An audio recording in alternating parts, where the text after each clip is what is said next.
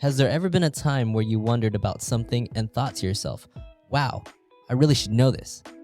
Whether it be something as serious as the water shortage our world is facing or the future of digital real estate. Or maybe something as strange as the origins of the Mandela effect, or what does Michelin have to do with food, or if lizard people actually exist. Whatever it may be, we got you covered. But that's not all. We turn it into one big drinking game. Welcome to Shots and Thoughts, the internet's only educational improv comedy game show involving shots of liquor and D20s. We're learning what you should already know so you don't have to. We are cultivate. cultivate. Cultivate. Cultivate. Cultivate. Cultivate. We are Cultivate.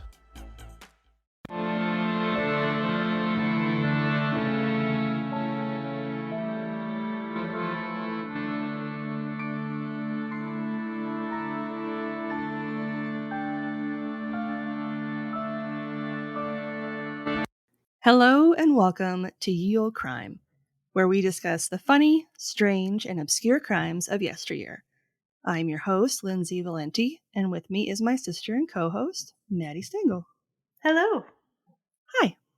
How's it going on this fine Sunday evening? It's going. I'm finally out of the car. Yeah. I've been in the car a lot today. I was part of that problem, so thank you for that, and sorry for that. You're welcome.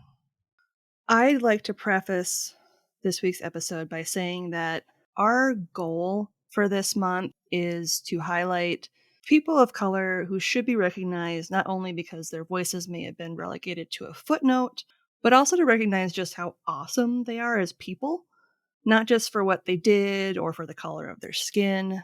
I understand that as two white women from the Midwest, we can never fully grasp what it means to be a person of color and the stereotypes and racism that is associated with that. And we are not pretending to. Like, that is No. not at all what we're doing.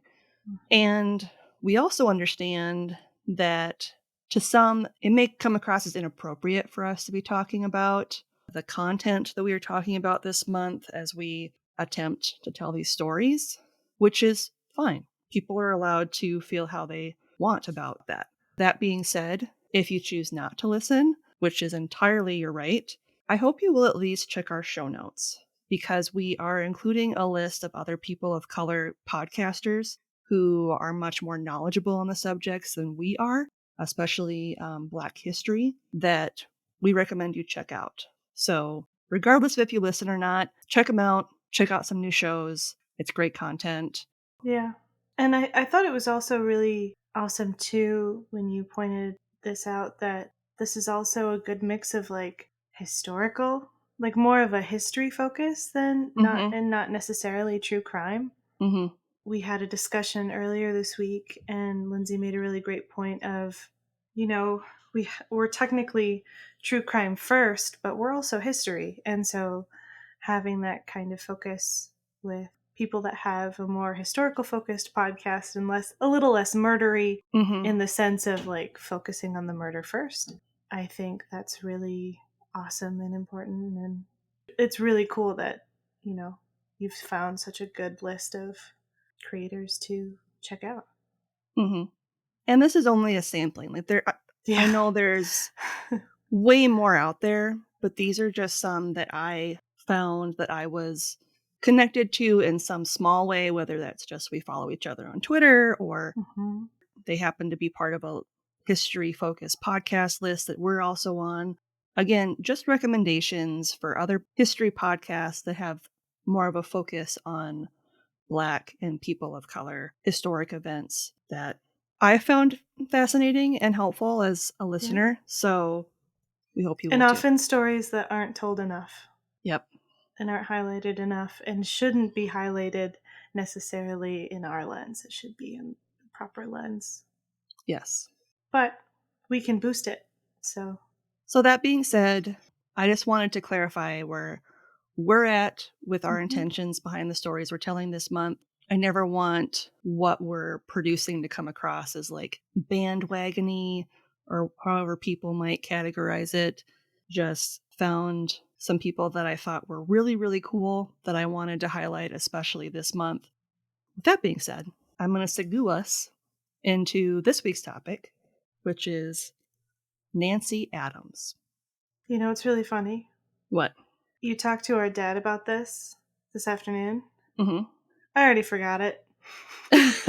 Like, just like you said, you were like, it's okay, I'll tell you, she'll forget anyway. I did. Yep. Goldfish brain, sorry. It's okay. I know you. Information was pulled from the following sources: a 2020 Face to Face Africa article by Mildred Europa Taylor, 2019 Atlas Obscura article by Sabrina Imbler, 2019 Telegram article by Susan Spencer, 2017 The Quarto Spring Summer Newsletter article by Mary H. Parsons, and the National Park Service. There aren't a lot of sources this week, but that's mainly because A, there's not a lot of information on her, but B, the sources I did find had a wealth of information. Nice. So I don't want people to think that I was slacking on my homework. I wasn't. It's the quality of the source, not the quantity. Exactly. Got it. And links to all these articles will be included in the show notes. Got something you want to say? Shoot us an email over at yeoldcrimepodcast@gmail.com. We'd love to hear your story ideas, see any gifts you send our way, or if you just want to say hello. We're pretty friendly. Speaking of friendly, if you'd like to have real-time conversations with us, consider joining our Discord over at the Cultivate Network. You can chat with us over at the Old Crimers Cubby, or catch up with any of the other great creators that are part of the Cultivate family of podcasts. Just click the link in our show notes or over on our link tree to get started today. Nancy Adams' life and story was brought back to the forefront almost on accident when engineers from the Massachusetts Department of Public Works discovered several unmarked gravestones in a wooded hill next to a gravel pit in 1982. Sounds spooky. It starts out real spooky. Especially in Massachusetts. Yeah. It's kind of a spooky area. They had been sent out as part of a project to lay improvements to Route 146, but instead had discovered the abandoned old almshouse cemetery, or basically like a pauper cemetery. Okay, got it. Boston University archaeologists were called out to assess the site, and in their search found 16 fieldstones, of which one in particular stood out. The marble headstone, which had been damaged, simply read Mrs. Nancy Adams, after it was carefully reassembled. Mrs. Adams was buried in a yellow hexagonal coffin made of pine and poplar with a single brass hinge. Pretty. But who was she? I'm going to tell you.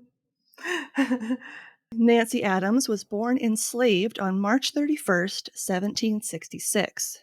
She managed to escape slavery not once, not twice, but 3 times.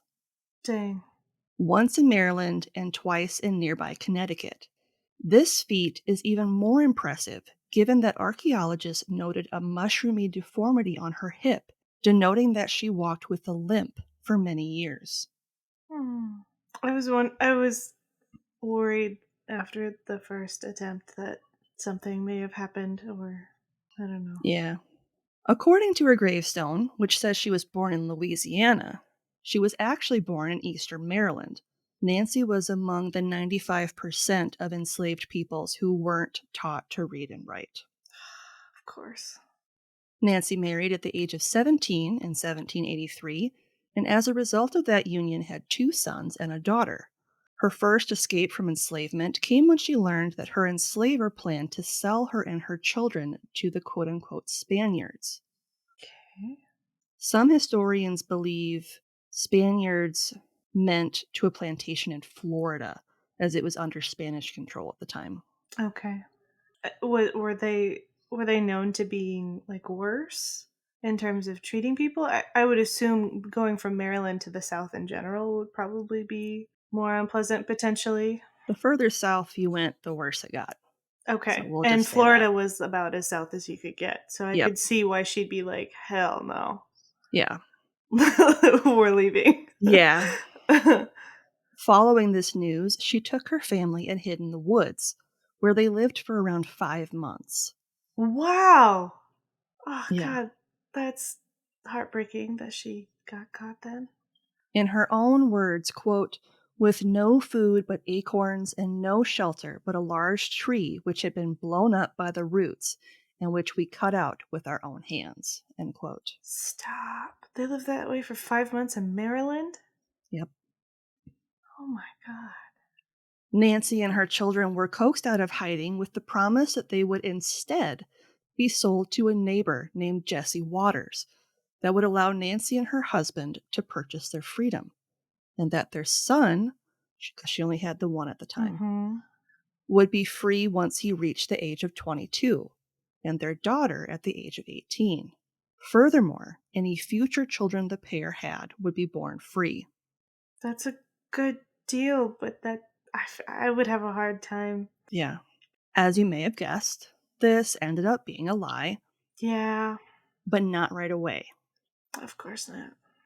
For around 2 or 3 years, Nancy and her family had belonged to Jesse Waters, who lived in Worcester County, Maryland, and in her own words, he was, quote, very kind to us, end quote. Okay. She and her husband would work nights and earned a considerable amount of money, around $72, or around $2,200 today. Wow. Like in total? From what Or I was like- able to see, like in total, yeah. Okay. I would assume that would be quite the amount for somebody who was enslaved. Exactly. All seemed to be going well until one day Jessie sent her husband to Georgetown on an errand, and while he was away, he sold Nancy and her 3 children to an enslaver located in Port Gibson, Mississippi. Wait, who sold her? Jessie, her enslaver, had sent Nancy's husband away. So that he could sell them Yes. while he was gone. Yes. Cute. Great. Yes. Awesome. Mary H. Parsons, who wrote an article in the Quarto titled Documenting the Life of Nancy Adams, a Fugitive Slave, believes that the Georgetown that Nancy is referring to is possibly the Georgetown area of Delaware. Okay. So probably not terribly far off, but just enough to distract him. Yep. Gross. According to Nancy, men, quote, bound me and my children with ropes, end quote, before they were transported via wagon to Newmarket. There they stayed until they were put on a vessel destined for Baltimore, Maryland. Nancy stated that they were, quote, put down into the hold, where we stayed 3 days, and then stopped a short time, but soon sailed again to Baltimore, end quote. It took 3 days to get down there? To Baltimore, yeah. That's crazy. Mary believes that Newmarket refers to East Newmarket, Maryland, which is located on the eastern shore of Chesapeake Bay. Okay. So based off my limited knowledge of the geography of Massachusetts, I think they were more inland, so part of what took so long is they had to travel out to get down, Okay. if that makes sense. Yeah. After arriving in Baltimore, they were taken via lumber wagon to the Ohio River and then put aboard another boat, forced to disembark and board new boats on the arduous journey down the Ohio and Mississippi rivers. Okay. Unfortunately, her daughter passed away during the trip. Oh my God, no. When Nancy and her sons arrived at Port Gibson in 1803, they were forced to work on a cotton plantation, likely across the river in Louisiana, which would make sense if we think back to how her original headstone listed her as being born in Louisiana. Right. Well, and it would make sense too, since they had stolen her from her husband, that they probably gave her a different identity altogether. Possibly. Nancy and her sons had never picked cotton before, and Nancy suffered horribly. She lists an example of the cruelty they faced by sharing a story about her son. Quote, one time my son, who was then about 19 years old, went with my master's son in a boat on the river, and they were afraid that he was practicing to run away. So he was taken and received 400 lashes, after which he was salted and peppered. End quote. Oh my God. Yeah. Oh, I can't imagine the pain. Would you even be able to feel anything after 400 lashes? That was the whole point of the salt and pepper. Oh God. Oh, gee. I've never heard that before. Mm-mm. And in one of the sources that I looked at, they said that was actually a fairly common practice, the salt and peppering. And I didn't know that. I had no idea. It's all bad. It's all bad. It's all bad. It's horrible. Oh my God. Okay. Nancy and her sons worked the plantation for more than 23 years before Nancy was sold once again in 1826.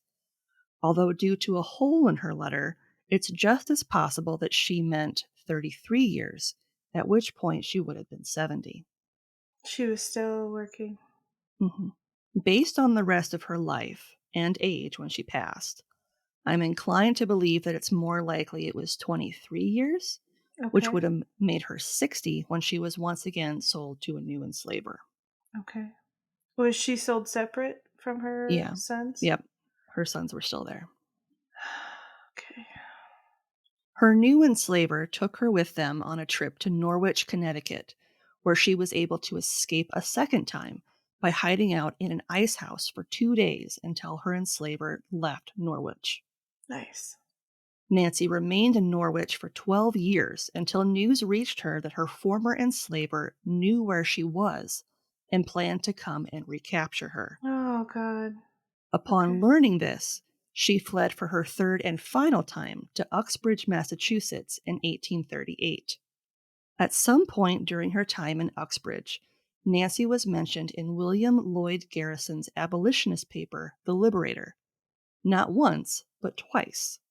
The first on October 25th, 1839, when she donated 25 cents, or about $8 today, to the Massachusetts Anti-Slavery Society, along with 31 other people in Uxbridge. Awesome. The second mention was 7 years later on July 17th, 1846, when she sent, quote, a very liberal supply of excellent cake, end quote, along with a 20-line dictated letter of gratitude to William Lloyd Garrison himself when he was in town to speak. That's really cute. I wonder what kind of cake. I What wish was I her knew. specialty, you know? I wish I knew what kind of cake it was. The entirety of the note reads as follows, quote, a token of gratitude. Mm. A short time since, I received the following note from Uxbridge, in this state, dictated by one who, to use her own affecting language, was for 40 years a slave. 40 years! What a dreary waste of life. The note was accompanied by a basket filled with a very liberal supply of excellent cake, which, of course, was all the more acceptable inasmuch as the donor says it was, quote, the work of her own hands and the product of her own industry, end quote. So that first part was written by him, and the second part is the note that came with the cakes. Got it. I probably should have read this beforehand. And this is from Nancy, quote, will Mr. Garrison accept the contents of this basket as a mere token of the regard of Mrs. Nancy Adams, an aged woman who was for 40 years a slave? It is the work of her own hands and the product of her own industry. She wishes it to be an expression, also, of her deep interest in the great cause to which your life is devoted. She was separated from a kind and loving husband and a dear son, who, for aught she knows, are yet toiling under the lash of the oppressor. End quote. Nancy lived in Uxbridge as a free woman for the last 21 years of her life, before her death in a poorhouse on June 6, 1859, at the age of 93. Wow. Her original headstone, which was unfortunately damaged during cleaning, is now stored on the third floor of the Uxbridge Free Public Library. More information came out about Nancy after her death. An Irish weaver named John Berrigan paid for Nancy's boarding for a time, having her stay with his family. Later, the town paid $1.50, or $54 today, to move her to the almshouse, or the poorhouse. where she ended up passing a few months later. The city also paid $4.50, or $161 today, for her coffin. That's nice.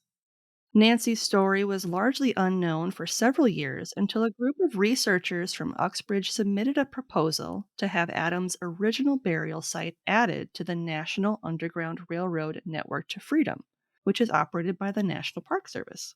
I didn't know that. I didn't either. That's really cool. As of 2020, more than 600 sites have been added to the network, and Nancy's burial site was officially accepted and added to the list in 2019. Awesome. The Network to Freedom, which was created in 1998, allows communities to submit research facilities, educational programs, and sites associated with the Underground Railroad freedom movement. Hmm. Uxbridge itself holds special significance in regards to the Underground Railroad. It was the quote-unquote heartbeat of the movement and home to a Quaker community that actively worked to abolish the practice of enslavement. Awesome. Uxbridge is actually located at the crossroads of two historic highways that were used by those seeking freedom. Boston Post Road, which is now known as Hartford Avenue, which connected Boston and Hartford. This intersected with the Great Road, which is now known as Route 146, ironically, the one that they were going to put through the cemetery, Yep. that runs from Providence to Worcester.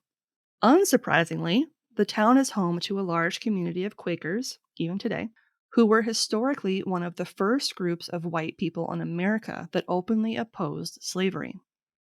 Awesome. That's one of the only good things they really did. Yeah. But like, Their saving grace. yeah, like good for you, I guess, for that one thing. Yeah. Between the 1830s and 1850s, there were around 2,000 residents living in Uxbridge, and about 450 of them were involved in the anti-slavery movement. That's awesome. These included prominent Quaker families such as the Buffums, Farnhams, and Caprons. In fact, Uxbridge is also home to a number of sites that have also been added to the Network to Freedom. 11 that are mapped, but around 30 in total. So not all of the 30 have been added yet to the network. Awesome. Still working on it. Yep.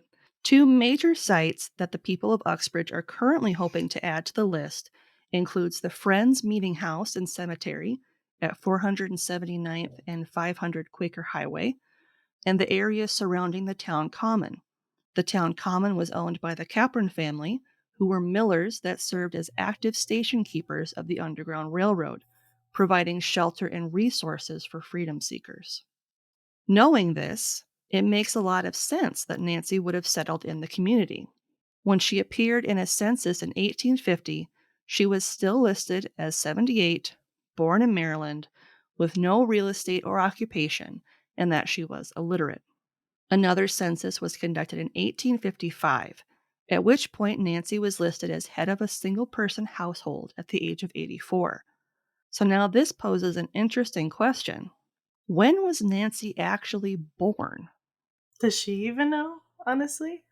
I don't think she did. So if we go off the census, then her year of birth should be 1771 or 1772, not 1766 as it was originally recorded.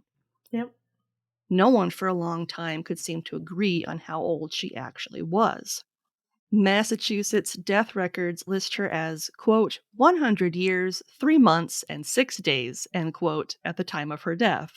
Some obituaries list her year of birth as 1764, while official death records note it as 1759.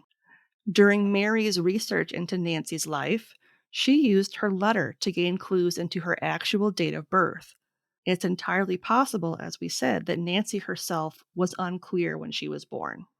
Using her letter and census documentation, her date of birth has been narrowed down to sometime between 1759 and 1769, but for sure no later than that. This would have made her between 89 to 100 years old when she passed.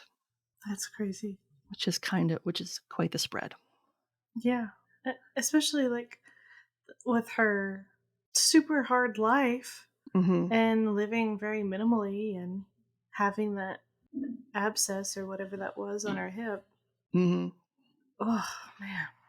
In 2017, the Uxbridge Historical Commission, which consisted of Susan Franz, Peter Emmerich, and Roy Henry, along with researcher Michael Petaski, made a surprising discovery while looking into Nancy's life at the University of Michigan's Clements Library. There they discovered a letter that Nancy dictated in 1838 when she was 72 Ooh. that included much of the information we now know about her and her life, which is a lot of what I referenced what I used as reference when I was putting together her story. In one section of the letter, she states, quote, "I have thus far tried to give some account of myself, but I have not told half that I could tell. My eyes have seen what my tongue dares not speak." End quote. Nancy's letter was sent to abolitionist sisters Sarah and Angelina Grimke, two prominent activists for abolition and women's rights, by way of fellow abolitionist Samuel Philbrick in Brookline, Massachusetts. The Grimke sisters, born in 1792 and 1805 respectively, were raised on a plantation in South Carolina and despised the brutal treatments they saw the enslaved endure. Like most people should have at the time. Yep. Mm-hmm. Nancy had met the Grimkes during their visit to Uxbridge in January of 1838. The sisters had asked her to write an account of her life, which she dictated, and which I've referenced. Yep. So going back to the beginning, following the discovery of 31 other bodies in the cemetery, which each were disinterred and, in a move I'm not cool with, relocated to the Boston University for study. Oh. Why? Because the highway improvements still needed to continue. Great. So they're not doing it for the love of research. They're doing it because they needed to move it to build the highway. Yep. And a graveyard full of people wasn't going to stop it from being built. Cute. Nancy's remains were also examined, and it was noted that, quote, "she suffered from a tragic and difficult life and with severe disabilities," end quote. Her skeleton revealed a severe dislocation or fracture of her left hip joint that was never properly treated. Her pelvis was also misshapen, and the thigh bones distorted and shortened. Archaeologists determined that these injuries had likely occurred earlier in her life and would have led to the serious limp that they believe she had during her final years. Okay. If we think back to how she suffered on the cotton plantation and her noting of how cruel the enslavers were there, it's entirely possible that she received some, if not all, of these injuries during her 23-year span that she was there. But even the journey there too. Yeah. But we have no way of knowing for certain like when she sustained these injuries. Yeah. Thankfully, in 1995, 13 years after they were rediscovered and removed from their final resting place, 31 bodies, including Nancy Adams, were relocated and reburied in the new Almshouse Cemetery, which is located at 80 Almshouse Road. The cemetery is around a half mile or 0.8 kilometers away from where they had originally been buried. One of the bodies, which was that of an indigenous person, was instead interred in Thompson, Connecticut, in the Indian burial ground after it was returned to the Nipmuc peoples. Okay, so they properly reburied them. It wasn't just being like, "Hey, this is an Indian burial ground. Let's just put the body here." Yeah, they. Okay, great. the peoples that he belonged to properly interred him. Great, awesome. Just making sure. Yep. No, this I get looks it. Right. Yeah, I felt weird when it just referred to it as Indian burial ground, but apparently that's like what it's been officially called. So I was like, okay, I guess it's okay to say that then. But yeah, he was properly relayed to rest. Got it. In 1985, a man who was interviewed by the Boston archaeologists informed them that his father had purchased the land on which the old Almshouse Cemetery was located from another man whose daughter was named Elizabeth Adams. Elizabeth, who it's believed is Elizabeth S. Adams, according to the 1850 federal census of Uxbridge, had told this man's father that the land included the grave of, quote, "a very lovely colored lady," end quote, who had worked for her family. If this is true, then it's possible that Nancy took on the surname of that family. Okay.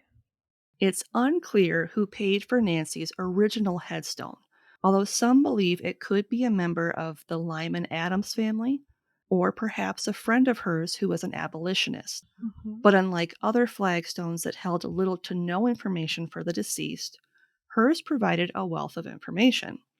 Nancy's headstone, which is a replica of the damaged original, reads as follows, quote, Mrs. Nancy Adams, a respectable colored woman, was born in Louisiana, March 31st, 1766, died in Uxbridge, June 6th, 1859, end quote. The fact that Mrs. was added to the headstone acknowledges the fact that she had a husband, as Mhm. well as possible children, which we know she did. Yep. Although today we tend to balk at the phrase, quote, a respectable colored woman, end quote, back when she passed away, it would have conveyed just how esteemed, dignified, and respected she was while alive. Yeah.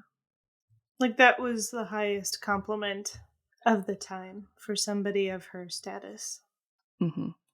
The new burial site is also one of 3 that are currently recognized in town by the African American Trail Project, which operates under the direction of the Center for the Study of Race and Democracy at Tufts University. Diane Miller, who is the National Program Manager for the Network of Freedom, stated that Nancy's life is the perfect embodiment of what the Underground Railroad was all about, as it perfectly demonstrated the most common patterns for escape. 1, when she avoided being sold to another plantation in the South via escape. Mhm. 2, when she escaped via opportunity while traveling with her enslaver to a free state. Yep. And 3, when she ran as a free person to ensure she wouldn't be recaptured by her enslaver. Yep. Diane shared that during all her time at the Network to Freedom, she's never encountered another story that includes all 3 examples. In her words, quote, and the fact that she told her story herself, that's beautiful documentation, end quote. And that is the Yes. amazing story of Nancy Adams. That's really cool. It's incredible that she was able to do that. It's frustrating that she had to Mm-hmm. run away 3 times before it Mhm. finally stuck, but I'm glad she did die a free person. Yep, exactly. If you're interested in ad-free content, consider supporting us with a one-time donation either over on Buy Me a Coffee or our Venmo page, both of which are in our link tree and in the show notes. If you'd like early ad-free content, not to mention some bonus material, become a member of our Patreon today for as low as $1 a month. I don't know what most white people in this country feel. I can only conclude what they feel from the state of their institution. Now, this is the evidence. You want me to make an act of faith, risking myself, my wife, my woman, my sister, my children, on some idealism which you assure me exists in America, which I have never seen. Looking to learn more about Black history? Considering ways to actively participate in racial justice? Interested in how you can love Black and brown people? We are a multi-ethnic collective dedicated to loving Black and brown people by educating, resourcing, and challenging white people to actively participate in racial justice. The highest calling of humanity is to love. Whether you know it or not, the racial disparities in our country hurt us all. They train us to protect our advantages rather than love others, and that mentality reduces us. In this podcast, we'll be discussing people, places, and events in Black history, ranging from Black Lives Matter, the Confederate flag, convict leasing, church hats, redlining, and more. We will release new episodes on the first and third Wednesdays of the month. And we end every episode with a call to action, which is an opportunity to put what we believe in our hearts and minds to practical works within our daily lives. For more information, visit our website at blackhistoryforwhitepeople.com, or you can check us out on Patreon at patreon.com/Black History for White People. It's a great place to partner with us, have a say in what future topics are, and receive some great bonus resources. Every 10 episodes, we donate all of the proceeds that we get, and we give it to a Black-centered organization. I'll leave you with this. It is not enough merely to think racism is bad. When faced with injustice, the only righteous response is to oppose it. This week's podcast plug is the Black History for White People podcast. Hey, fitting. I know. Our goal is simple: educate white people on Black history. Nice. The highest calling of humanity is to love. Whether you know it or not, the racial disparities in our country hurt us. They train us to protect our advantages rather than love others. And that mentality reduces us. New episodes will be released on the first and third Wednesdays of each month. Nice. And we have a link to their show in the show notes. And they are also one of the lists that we have added to our list of podcasts by Black creators that you should check out. And on that note, what is something good you'd like to share? Something good. It is the Sunday between our two parents' birthdays. So, Yep. Happy belated birthday to our mom. Happy early birthday to our dad. Mm-hmm. And I had a pretty good time this weekend. I went to visit them and made a lemon blueberry bundt cake Mm-hmm. with a blueberry glaze that was requested for the birthday cake.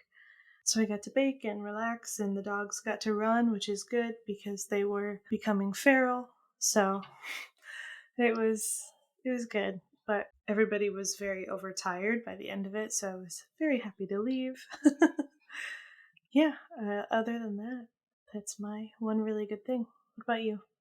I would say my good thing was I got to see everybody not once but twice over the past 4 days. Mm-hmm.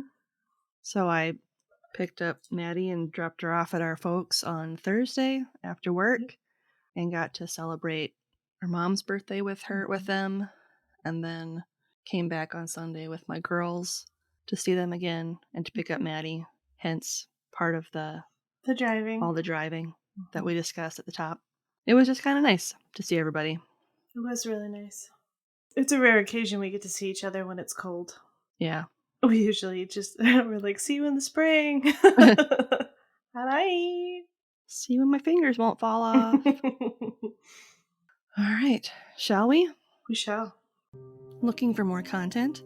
You can find us online at yieldcrimepodcast.com. If you'd like to see pictures from this week's episode, not to mention bonus content and funny memes, make sure to follow us on Twitter at yieldcrimepod and on Facebook and Instagram at yieldcrimepodcast. On TikTok, of course you are. Follow us at yieldcrimepodcast. A great way to support the show if you want to help out but can't do so financially is to leave us a 5-star rating and review on Apple Podcasts, Podchaser, Good Pods, or wherever you can leave a rating. This week's comes from Apple Podcasts from user AEBoyCE Jr. AE Boyce Jr., one of those. And it says, very interesting topics. I've been hooked on this podcast since episode 1. What? I really enjoy history and combining this with crime. Goal! Aw, thanks. Thank you so much. And thank you for listening to episode 1. Yeah, thanks for being hooked after episode 1. Those were rough days. That was a test drive. Oh my god. Tell me about it. I would like to think we've improved since then. I but hope so. Who knows? if they kept coming back, we must have. Yeah. That's what I'm going off of. Absolutely. If you want a playlist of all our episodes on YouTube, click the link in our show notes or in our link tree and subscribe today for not only a list of our full catalog, but a separate list as well, just of our Can You Crack the Cramp Word segments. Well, on that note, as always, I'm Lindsay. And I'm Madison. And we'll see you next time with another tale as old as crime. And I hear them call me by my name. So I run into the kitchen to check, and there's nobody there. And I start to hear my closet door start to open. Oh, hell no. Like inside. Oh, hell no. All of a sudden, for no reason, I woke up in the middle of the night. Like my eyes just snapped open. And it's that strange feeling that you have when something wakes you up. And you don't know what has woken you up until you either see what it was or you hear whatever it was. If you like all things spooky, check out A Spooky Tales. We, Christina and MJ, talk about all things spooky like haunted places, myths, and legends, with a focus on Latin America. New episodes every Friday. Listen in your favorite podcast apps as well as spookytales.com. Do you ever wonder what was there before Dodger Stadium? Or how hard shell tacos are actually pretty Mexican? Or how about the horrible history behind international adoption in Guatemala? Join us, Carmen and Christina, as we talk about Latin American history, sometimes involving stories about capitalism, corruption, and racism. Sometimes all three, but more importantly, stories about resistance, power, and community. Listen to Historias Unknown, new episodes every Thursday, available in your favorite podcast app and at historiasunknown.com.